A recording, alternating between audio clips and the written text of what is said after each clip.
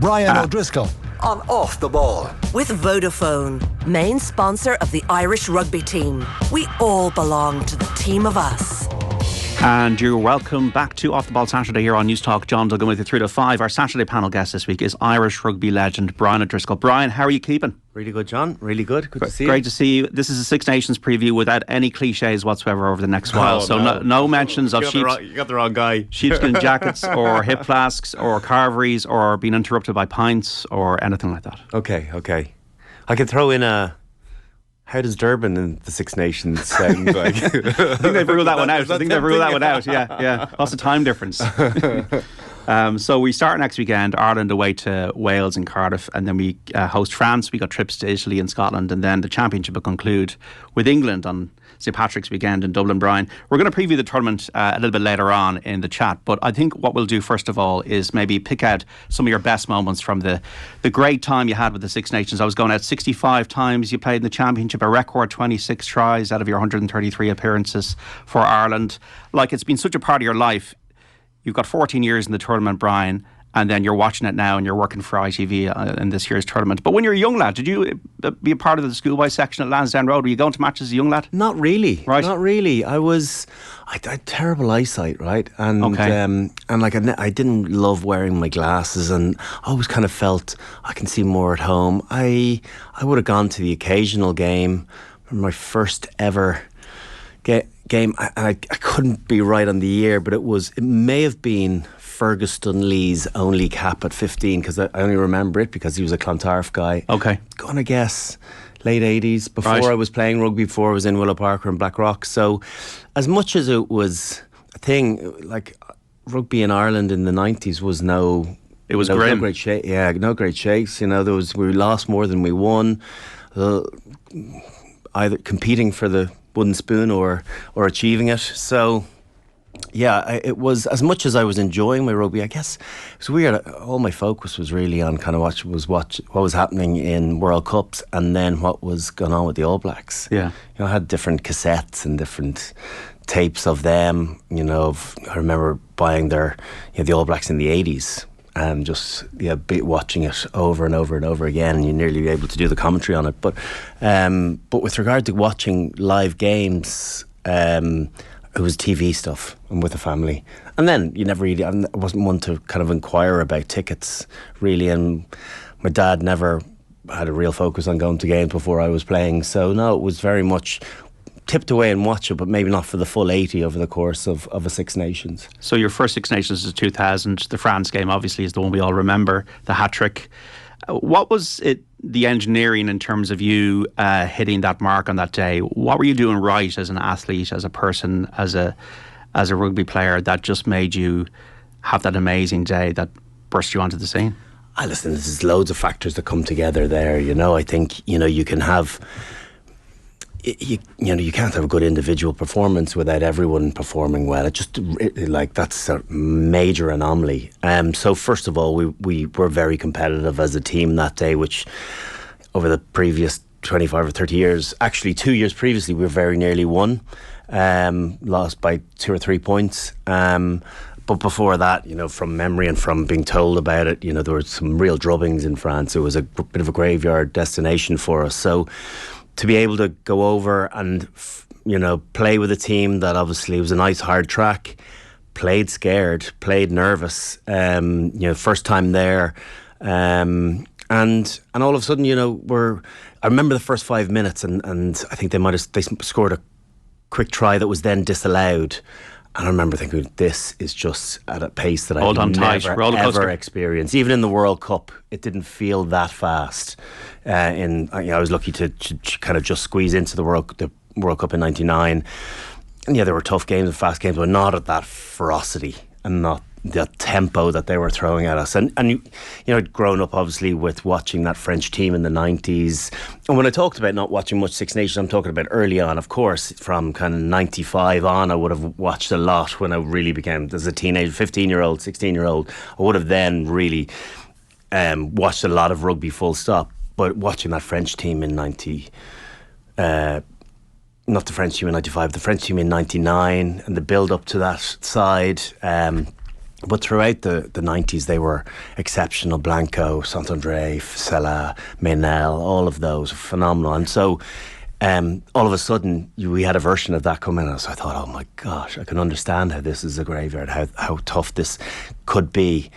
But I think that try was denied and was written off, and then we just stay in the game. We scored early ourselves, and then all of a sudden it just settled nerves a bit, and you quieten the crowd a little bit, and you score a couple of tries yourself, and it's nip and tuck. You've got a chance. That's all you can expect in France. You're never going to go over and bash them. Oh, I'll go over and hammer. Is it the freedom of youth that you're not thinking about it? You're just going for it. That's totally it. It's almost an ignorance of lack of experience. It's not knowing how damned you can be, and going and teasing your way and finding your way into it. And as an individual, I was on the right end of a great Mal O'Kelly pass, but there was a really great sequence of play before that, some good carries, and all of a sudden, okay, we've scored in Paris, great, and you're not thinking, oh great, I've scored a try. You're just thinking, brilliant, we're in it, we're not going to get blown away here. And I did this, this celebration. Gareth Bale. I've heard it's many things, but it was I don't know, I've said this story many times, wrote in the book about being in Buckwaley's the weekend before on Saturday night, and I met a friend of my sister's, a guy called Oran Malone, and he was known as the Big O to all his mates. And we're drinking the second cheapest bottle of wine on the list. And he goes, next time you score a try for Ireland, you got to give me the Big O. And I was like, you're on. Not thinking about it. Anyway, score the try, and boom, the first thing I think about is Oran and Buckwaley's the week before. I was like, I better give him a shout, and I said I'd do it. So I do the Big O, and then the second try comes in the second, the start of the second half, and then we're really in it. And they haven't scored a try. Gerald Mercer kicked 8 penalties, I think. So to keep them tryless was pretty good going. That Dennis Hickey tackle on Mark Del Mazzo, which was the game, he gets all the plaudits, but actually I held the ball up just over the line. No one ever talks about that, but I know. So his was the split himself open. Mark Del Mazzo, a bit of momentum, and then I just managed to get my hand under the ball as he's trying to put it down. So we stopped that one, and it's all of these moments build in a successful game, and then I scored the third one, and at that stage I'm like, geez, this is getting serious. Like, no more celebrations, no more shout outs to Oran, to Big O, and then Humps came on and kicked the winning penalty, and there was great celebration. Did it change your life? It did. Yeah. That was the major turning point. Yeah, it did. In what way? People being recognised on the street. Schoolboy stuff. I went to a junior cup game in Blackrock, senior cup game in Blackrock during the following week, and I kind of came in late and walked across to the past pupils, and the whole 3/4 of the stand of schoolboys legged it out and ran over to the terrace. Looking, there was no pictures back then, but looking for autographs, and just, it was weird. That was really weird for someone that would never have been used, never expected or anticipated something big culture shock. That element of fame, which it was, I guess, coming that dramatically, was a real shock to the system. And then you to kind of cope with that then over the next few years. Yeah, and listen, you make some mistakes, and you learn along the way, and you do a lot of growing up quickly. And I'm part of the leadership team, and then relatively quickly I find myself being made captain for a period of time. And so, I think you have to you have to pay a bit more attention to what you're doing, albeit I'd still let my hair down, when I was out at night. Lucky no camera phones. Not that you did anything wrong, but no, for sure. I think back, I really, I don't envy the guys these days. I really don't. It's everyone's a journalist. Everyone can capture a moment of weakness, and there was plenty of them back in the noughties. So it's a big relief that you're able to go undocumented on nights out, or not that behaviour was ridiculous, but too much to drink, or just small stuff. You're in the public eye. Could be made a big scene of if you wanted it, as social media does. Yeah. So we're picking out 5 moments. 3 years later, you're captain for a Grand Slam game against England at Lansdowne Road. When we have all these historical kind of references to Cardiff and Twickenham, we don't really mention this game, but the Grand Slam was on the line, and this was the day of the Martin Johnson standing in the wrong place with his team for the red carpet, and the Irish team then had to go to the other side and sit and stand on the grass, and Mary McAleese had to go and walk on the grass. Was there much made of that in terms of what actually happened in the match? Was that a psychological edge that England gained on you, or is that a load of nonsense? Yeah, I think it was a load of nonsense. I think, the psychological edge was when they started smacking us. Right. The psychological edge just preempted the physical part. They were a much better team. It was much more organised, and, were we ready for a Grand Slam game? I would say no. It was our first really big game of that group of players. We'd beaten Australia in 2002, which was obviously a huge victory for us. We beat France in 2001, having beaten them in 2000. So we were starting to pick off teams one-off victories, and then having England come to Twickenham was huge, and our first Grand Slam game for a long time. And there was great excitement around it. But what happened there, I've actually got huge respect for Jono for what he did. No backward step. They'd lost on the final day of the 3 previous Six Nations. It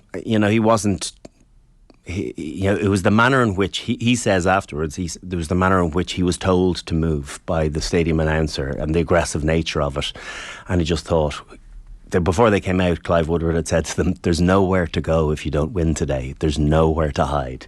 Having blown it on the final day 3 years previously, so there was no backward step taken, and just said no. Dug his heels in, and we 3 up. I didn't even know we had a side. Kevin Maggs is like, "They're disrespecting us. They're on our side." I was like, "We've got a side," and so. Could have lined behind them. I would have vanished behind Martin Johnson. Could have stood in front. Could have potentially gotten a dig in the head, or we could have gone down to the left hand side, and Mary Mac was going to get her shoes dirty. So that what I thought was the best of a bad bunch.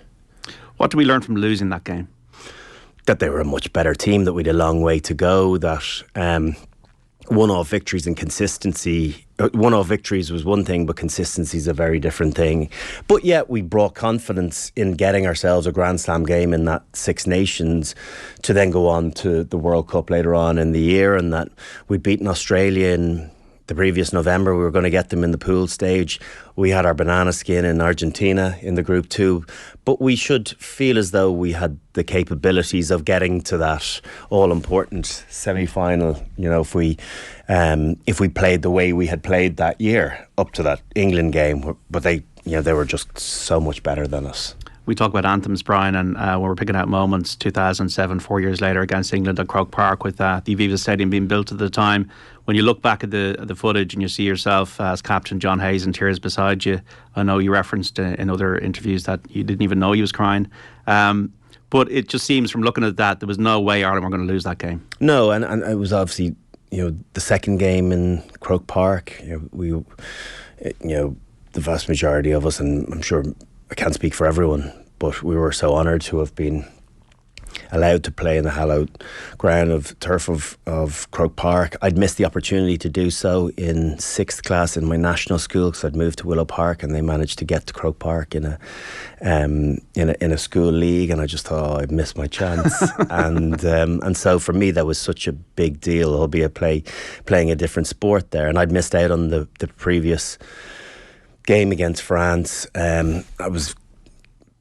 I wouldn't even say 50-50, I was 70-30, and I probably could have played at a bit of a hamstring strain, and I probably could have played, and it was just decided that Eddie thought we probably would have enough for France and that hold fire for England, and we lost in that last play of the game, which was devastating. So the thought of missing the second game, and also then being allowed to play there and losing your first 2, and then for England to come to town and lose to them, was just non-negotiable. So it was one of the most anticipated games I've ever been involved in. The week was front, back, middle of the paper, everything. Everyone was talking about it. People that had no interest in sport, in rugby, wanted tickets. I've never known an appetite for tickets like that week. And And so when we got there, it didn't really need an awful lot, but it was a time when there was probably a fair bit of barking in the dressing room and pumping players up, but there really needn't have been, because everyone was just ready.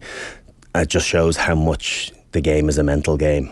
Get yourself right, get yourself in the right pitch, in the right headspace, and when you follow suit with your physicality and your accuracy, it's a wicked combination.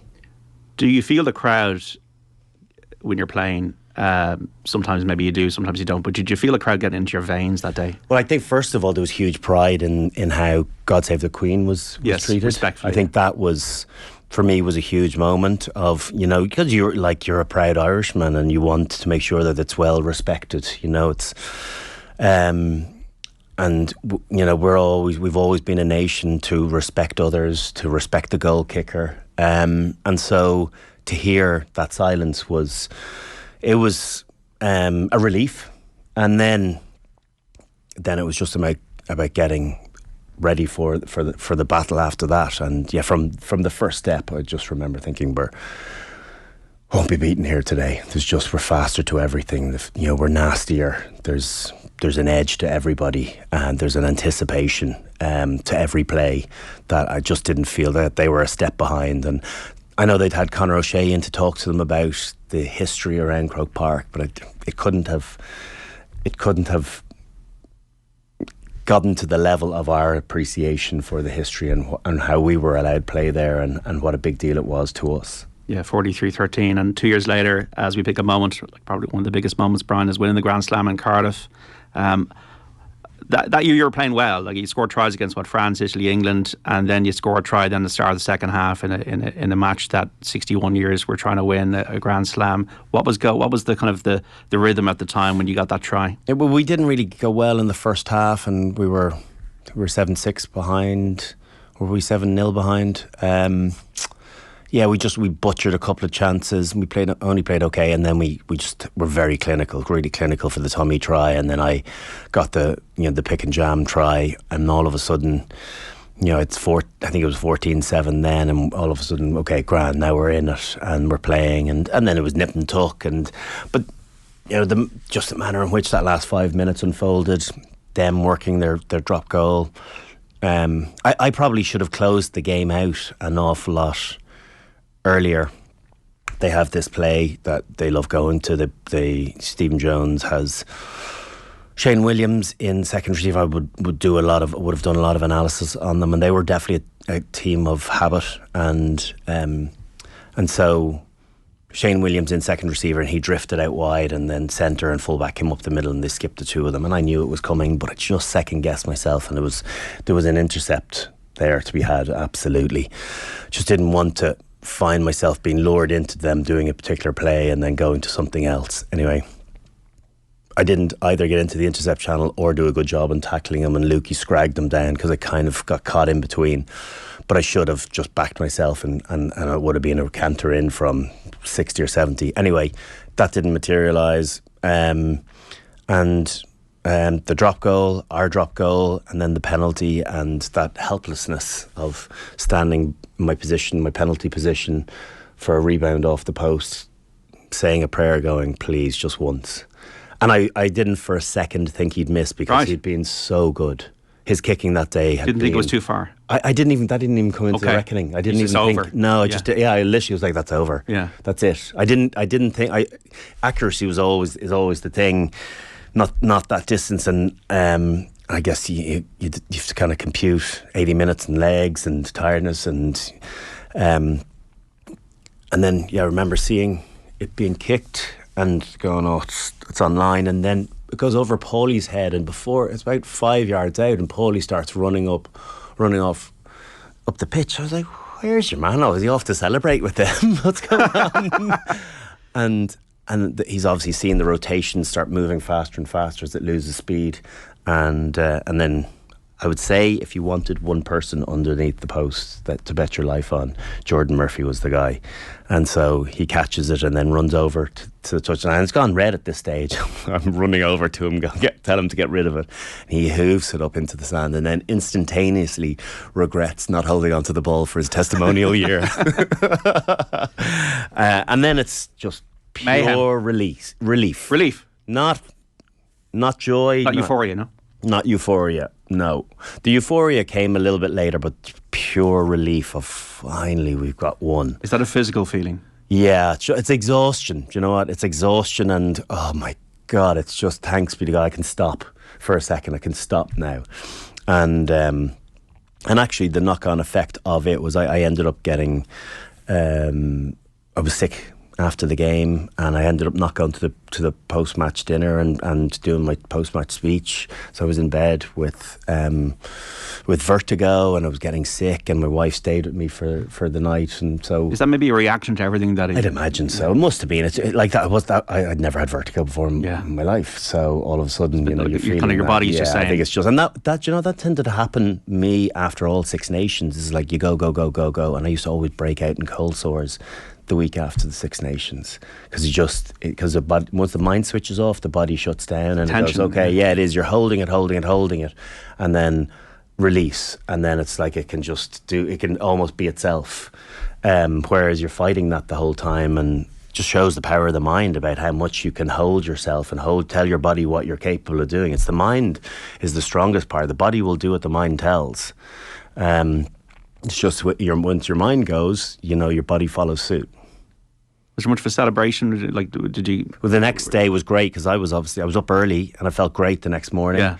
And I'm up at 6 and all of a sudden I'm a Grand Slam winner and I've no hangover, and I was like, this is brilliant. And where are we going? We got Super Sunday ready to go. So I went down to the team room, and the few of the lads are still having drinks with the cup there, and they're all having a laugh, and I was like, I had a bit of crack with them for a while. I was like, lads, go and get some sleep because we're going to be presenting the cup in Dawson Street in a few hours. So I went and did a pool session just to pass time, just to get to breakfast. Anyway, we're on the flight home, and Jordan Murphy was one of those up, and his eyes are not good, and he's having a chicken and stuffing sandwich, and like I was like, yeah, you're dead right, get that into you. Anyway, we present the cup on Dawson Street, and just as I'm about to lift it with Declan Kidney, I opened the top off and half of the chicken sandwich is still in the cup. I was like, has no one looked in here to see what's going on? So that was a great day, and we went back out to Killiney to the hotel. We were in Fitzpatrick's out there, and all family and all that. And sorry, after the game, I'd gotten my family came up to our room up in the Hilton. Like, it was rammed in the Hilton, and so we got them up the backstairs, and so we got all photos and everything with them that night, and then they came out the next night out to Killiney, and you get to enjoy it a bit more. It's a bit less frenetic, but yeah, that was such an amazing time. Also, you forget the timing of it with the recession and with the downturn, and how it was very important. And so many people said how important it was. It was just an escapism from the reality of where the world was at that time. So that, on top of everything, it was lovely to have provided that. It's funny, we all remember where we were. I was McSorley's in Ranelagh. Yeah. And it was onto the street. Oh yeah, I'd imagine. Yeah, you're like, oh God. I remember I did a documentary for BT during the year, and I was talking to Johnny Bairstow, the cricketer, and they just won the Ashes, and he's talking to one of the lads, and he's like, oh my God, look at them up there. Wouldn't you love to be up there having a few pints with all them? His teammate's like, we just won the Ashes. Like, the grass is always greener. You look somewhere and go, wow, they must be having a great time. We used to always think that in getting the police escort into games, looking out and going, wow, they're on the piss for the day. That is a privilege, they'll get a police escort, and it is, right. And but they're looking and going, wow, they're going to play for their country today. Yeah.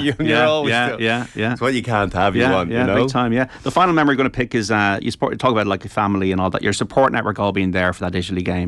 And on the 60th minute, you're subbed off for your last game at home. And I suppose everybody who's a rugby fan going to Lansdowne Road with their own identity, their own memories, and all like cheering you on. And I suppose you could really maybe feel that the journey is coming to an end, but also appreciate it as well. Yeah, I think as well, I was really relieved that I was coming to the end. That's the other thing, you know.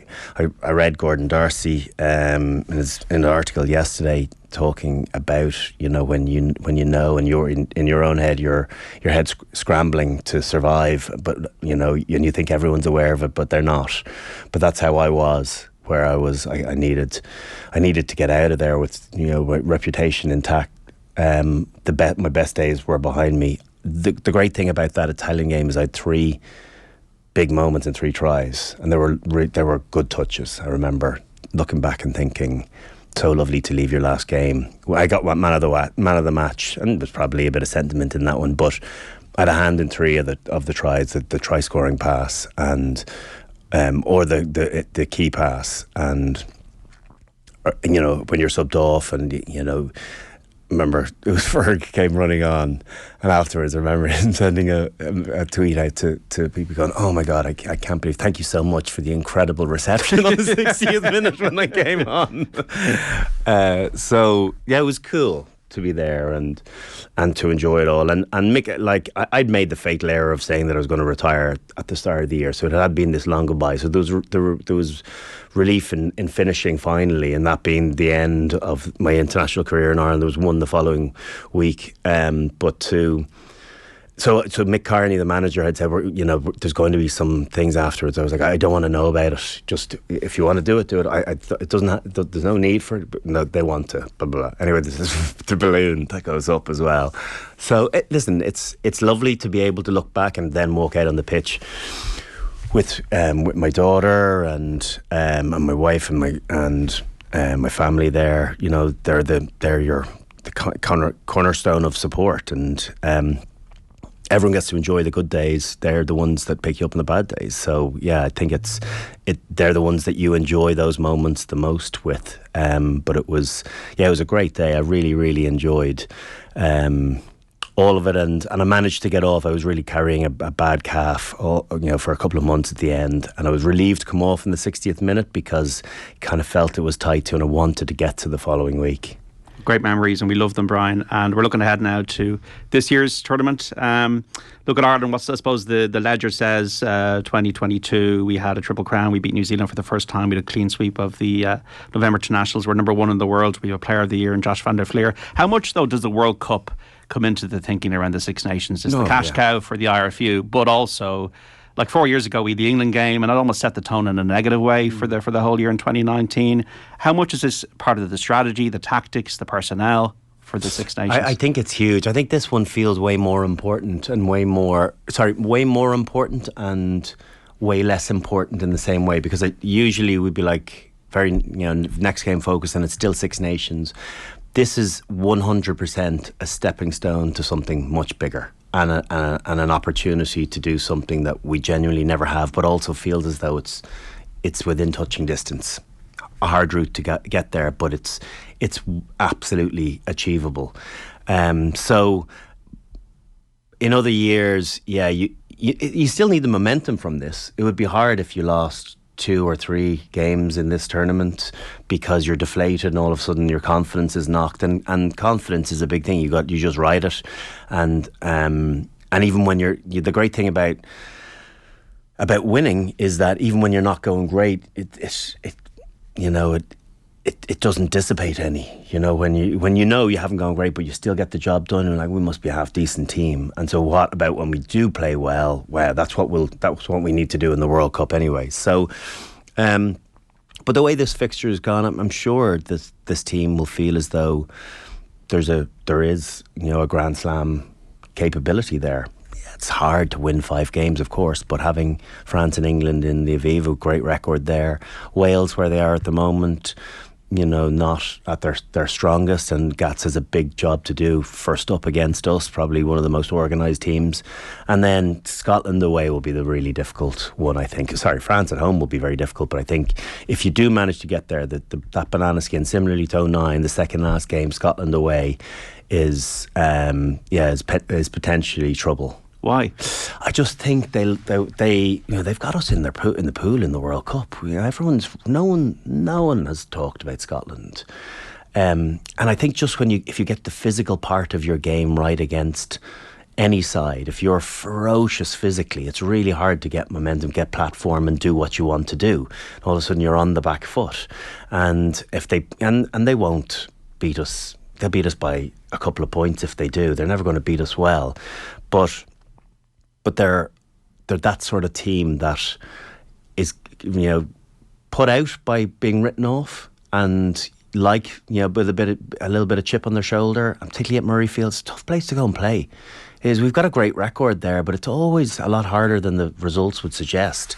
So I would just be a bit wary about that. The fact that it's fourth game, it obviously depends a lot on what injury lists look like for both teams. But yeah, I'd always look a little bit nervously at that one, just knowing what they are capable of when they turn it on. Johnny Sexton's still so pivotal to the team. Brian, what is the difference between having him there and not there in terms of our standing? You see, the thing is, Johnny Sexton's way more important to Ireland than he is to Leinster.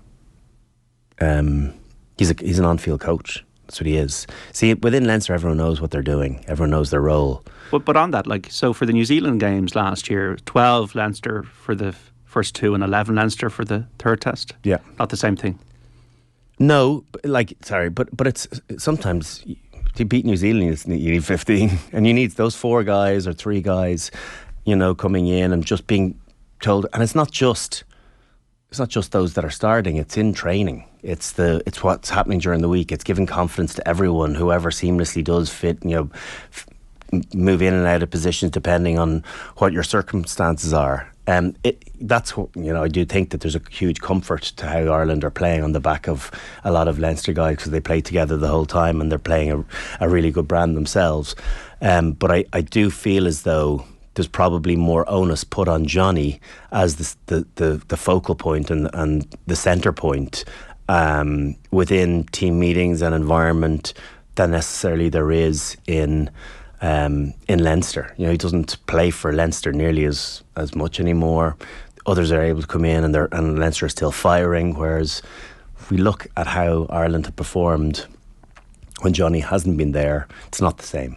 And now Joey's gone, and you've got Ross Byrne, who's earned his place to come back in, and Crowley, who's very raw, who will be a great player in a few years' time, but very inexperienced. I think you've got two very different players to Johnny Sexton, and that's the reality of where we are. Well, until Jolly's gone, we'll be talking about that, because that is the gulf between him and others, and that's why there's a nervousness around the reliance on him, on a 37-year-old, 38-year-old at the World Cup as your number one guy, who's, I would say, 30% better than the next, and that's not being disrespectful to Ross. Ross has absolutely... Is he the number 2? I think he is, probably. I think he is. I think, he's the guy to facilitate others to perform. I think he's a really good leaver. He does not... I don't think there's a big ego there. I think he's happy to play a role. And I think Crowley has more natural ability than Ross, and will ultimately become a very good 10 in time, but I think it's possibly too early. I wouldn't rule out Joey coming back in for the World Cup, just from a security point of view. I think they want to probably see what the others have, because Joey's been off form and hasn't really hit the previous heights. But yeah, Joey's, when he's come on, he's always closed games well. He hasn't had that much to do, but he's kicked goals and kicked the corners well, and just done made his tackles. So yeah, it remains a gulf, and it will. I think I share the country sentiment around a nervousness having such a reliance on a key performer as we do have on Johnny. Like, teams are going to charge at Johnny, make him make 20 tackles in a game, tire him out, make sure maybe you can get a knock on him. Like, that's the reality. It's not unfeasible to think that you could have South Africa through on a final again. What are they? If he plays against South Africa, they are going to absolutely bash him, and see whether he can get up at time and time again. And I would imagine that Scotland will do the same. Everyone will do the same. Are there positions up for grabs? Obviously, Robbie Henshaw's injured. Maybe one of the centres, and maybe one of the wings, the hooker position. I don't know about the wings. Like obviously, James Lowe has been back home on personal terms, on private matter. So he hasn't had the game time. I guess that would be an issue. Starting him. I would imagine. Mac Hansen. Has done great things since he's come in. So he's a starter. I think at 12 we don't know yet, and I'm intrigued to see why Jamie Osborne is in there. Is he in there to play and to start? Is he going to be a bolter? He looks as though his first European game. Okay, granted, he's a great platform, but he looks a lot wiser than 20 years of age. And it's usually defensively. He just seems to be very comfortable in their setup in the system. Very proficient tackler. Big man, really good footwork, kind of sneaky speed, very nice ball handler. We saw some of his lovely touches against Racing last weekend. So, I think the time to probably play him is first up against Wales if you are thinking about him being a bolter. But yet, at the same time, I think Stuart McCluskey's had a great year and didn't take his chance like he would have hoped in November. Then Bundy came on against Australia and played well and scored the try, and it's frustrating for him. He's obviously got his, whatever issues are going on in Connacht, being left out, all his talk about the move to Munster. It's obviously unsettling the setup, and whether it's unsettling him or not, I'm not sure, but it's a bit imperfect. Robbie's definitely still the number one guy, but I'm intrigued to see whether they do go with Jamie in that first game. Because I think then you'll get a sense as to whether he could be that bolter that gets into the World Cup squad. If they don't pick him, I think you're likely to see Bundy or Stuart McCluskey being the second setter, because I think Jimmy O'Brien will play that quasi back three 13. Now, he did a great job against South Africa, so that gives huge confidence in your first cap. You're capable of doing that, fitting into a position that maybe you haven't run an awful lot that week, but to do it seamlessly must have been very reassuring to Andy Farrell.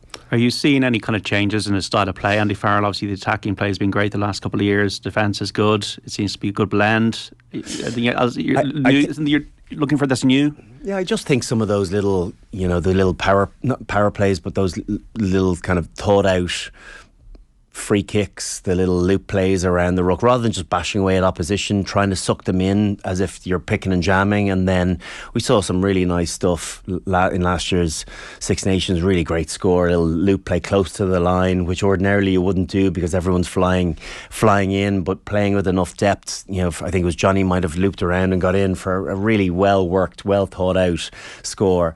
I think Doris's hands on some of the launch play that they did against Gloucester, like that ball, the peel around the line out, and then the spotting Jamie Osborne to Larmour in behind.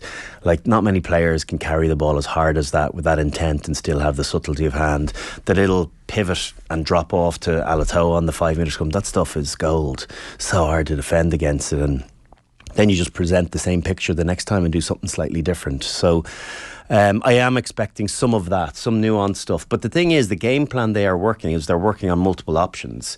2 in every situation, and 3 in some cases. And Johnny's the guy that usually picks the third choice when it's available. I think the others probably are looking at 2 options.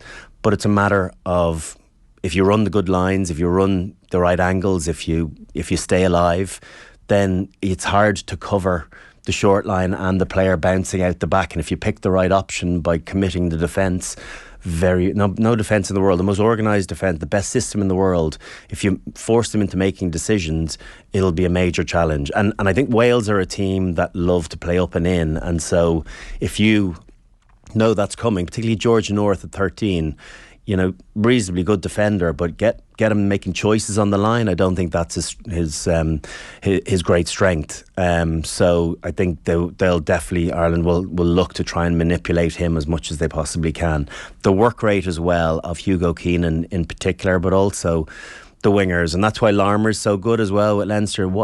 You kind of need to watch it live to fully appreciate. You don't get a good sense of it on TV always, but how much they work from side to side, how much they create 3-on-3s into 4-on-3s by turning up late as the extra guy on the shoulder.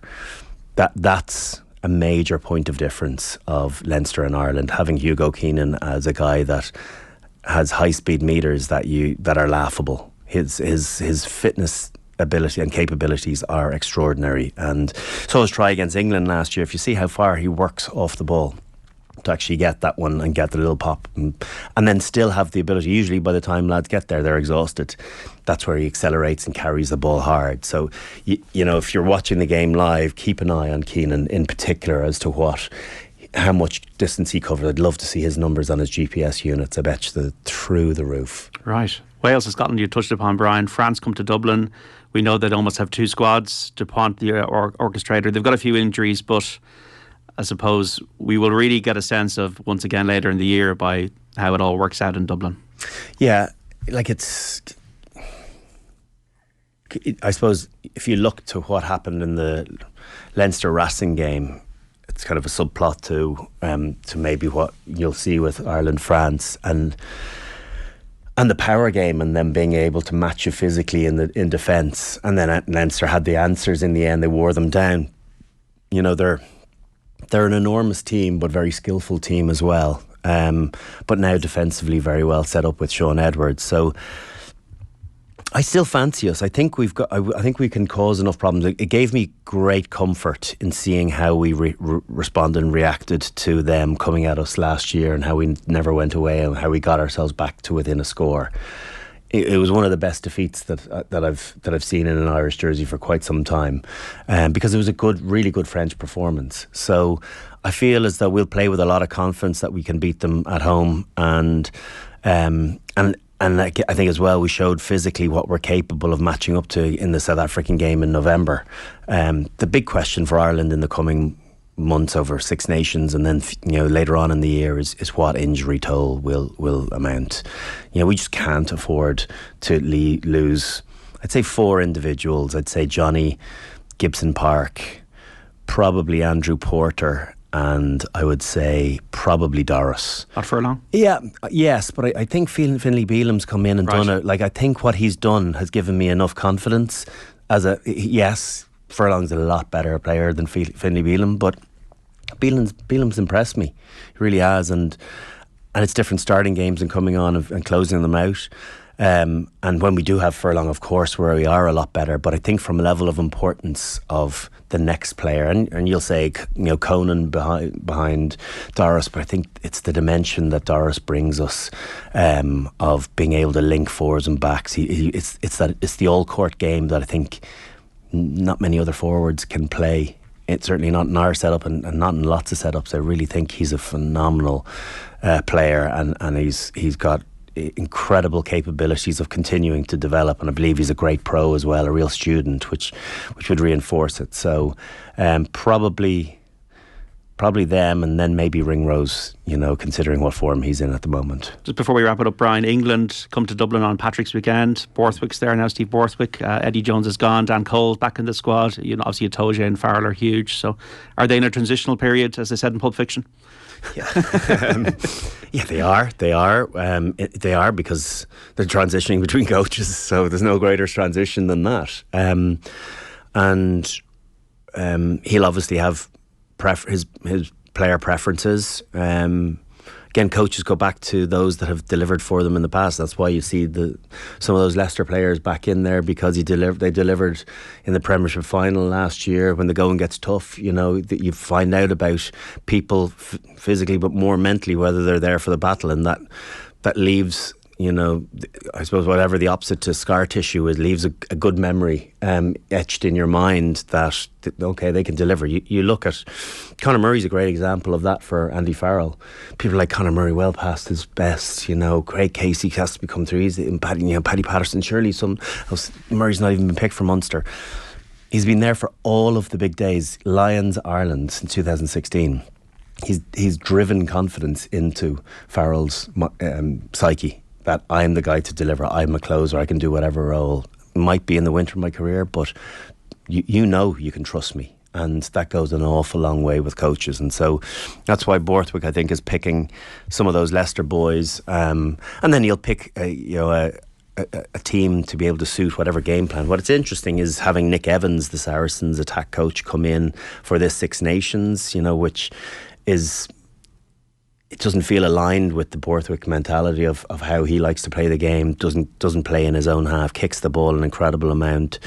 Leicester at times were kicking the ball twice as much as the opposition in games. So, and then really good kick chase, good defensive line, and then build pressure, good set piece. So how Nick Evans fits in and whether you do that with Owen Farrell or whether Marcus Smith gets in, I think is intriguing. I'm getting a lot of that conversation obviously over with BT and so they're $1 million questions. But they've got some injury concerns, England. They've no hookers really. Jamie George is went off concussed last weekend. He might be ready for the first game, but beyond him, I think they're getting a bit threadbare, inexperience. So there's and Courtney Laws is injured, just lacking a little bit.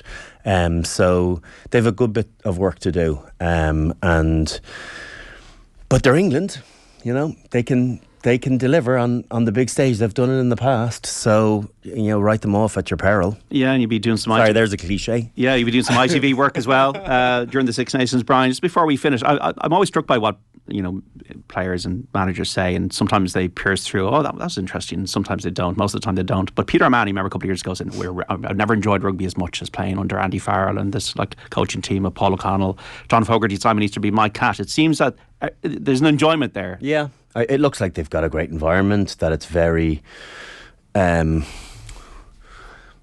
I think their workings is very conversational, very collaborative, and there's a big piece of ownership given to the players, and I think that's why I talk about the level of importance of Johnny being in there as a coach, an on-field coach. I think he's the connector between the coaches and the players, and yeah, I think there's certainly a relaxed environment. I think if you look at the personalities of all of those coaches, they're all very easygoing. They're all guys that you'd comfortably sit down beside. Book Whaleys. None of them have O as a starting forename, do they? But sit down at dinner with, and chew the fat. Not expect to talk rugby. They're all very personable guys, all of them.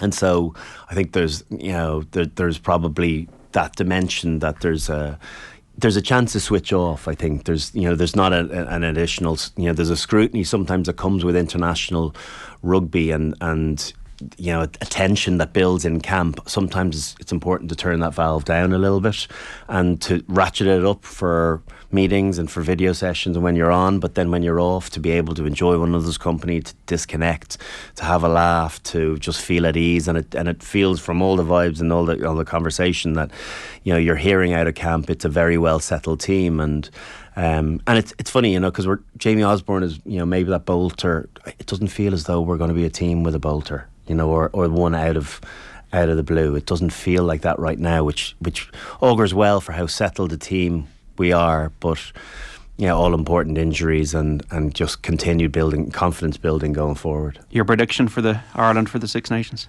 Yeah, I think we can. I really think we can. I would think that we'll be in the mix for a championship on the final day for sure. And I the way the games fall, everything is in. I do think we'll go over to Wales in what'll be a tough game. It won't be a Welsh team that rolls over. I think you'll find it'll be a very tough physical game, but I think we'll get it done there. And I think all important is the French game. If we can win that, I do think that we could win a slam, but slams are so hard to come by in Six Nations. That's why we've got so few of them. That's why people have right side. That's only 5 games, but they're all really, really tough games. So I'm going to say Ireland to win a championship, but not a slam. Roll on the 18th March in Dublin. Oh, it'll be brilliant. It'll be a really great day, and hopefully there's a lot at stake. I'm sure there will. For one or other of us, it'll feel as though there's going to be something at stake. The teams, both sides, England, even a bad England's good, and Ireland, I think we're pitched well in a good spot to be able to be consistently good throughout this competition. So I do feel as though we'll definitely have something worth playing for in that. You'll be doing some ITV analysis, and I will, all from studio. Yes. And Italy 3 times, and Rome, no, Stratford, or we Chiswick, no, Ealing. That's where we are. You'll be okay. Yeah, I have to drive by the Aviva for the Ireland-France game and go to the airport, fly across to Heathrow and drive to Ealing to be in the studio and then do the same coming back. Well, I live like 6 minutes from the stadium. It's absolutely grim. You'll be okay, Brian. Amazing stuff. Brilliant talking to you, and thanks for coming in to Off the Ball Saturday. Brian O'Driscoll on Off the Ball. With Vodafone, main sponsor of the Irish rugby team. We all belong to the team of us.